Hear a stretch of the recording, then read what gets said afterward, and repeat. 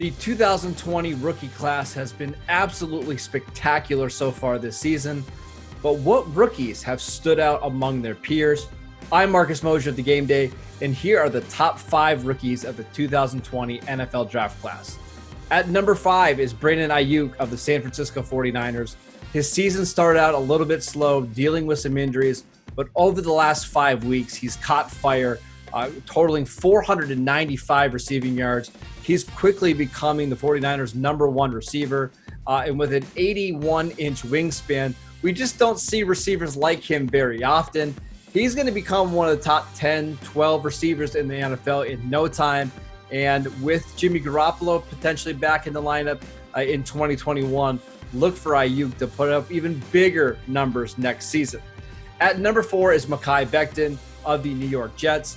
Offensive linemen don't get enough love, but Makai Beckton has been phenomenal for the Jets this season.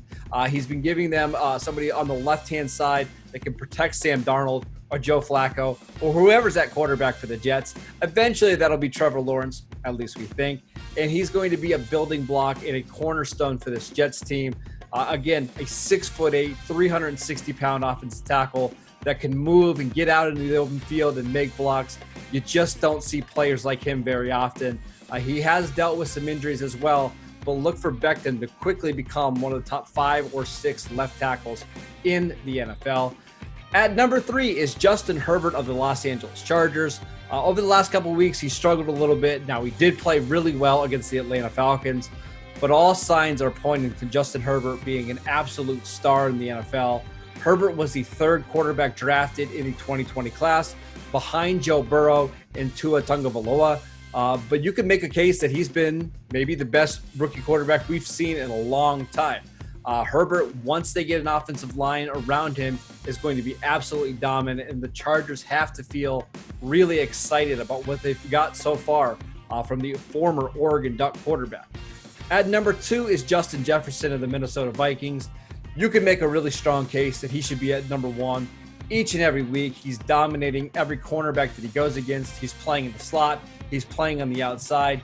And he's even putting up numbers that could beat Randy Moss's rookie season in Minnesota in a ridiculously deep draft class with receivers with CeeDee Lamb and Henry Ruggs and Chase Claypool. It's Justin Jefferson that has stood out among all the other receivers. He's already a top 10 receiver in the league.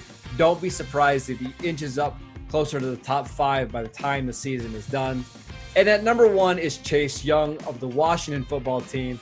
We knew going into the draft that this was a generational talent at the defensive line position. We know what he can do. In college, we saw his height, weight, and speed on display in the Big Ten. Chase Young is just a phenomenal athlete. And while the sacks don't always tell the full story, he is somebody who is just wrecking games. He's starting to take over. The second half of the season, he's become unblockable. He's the best player on the field in any game that he's in.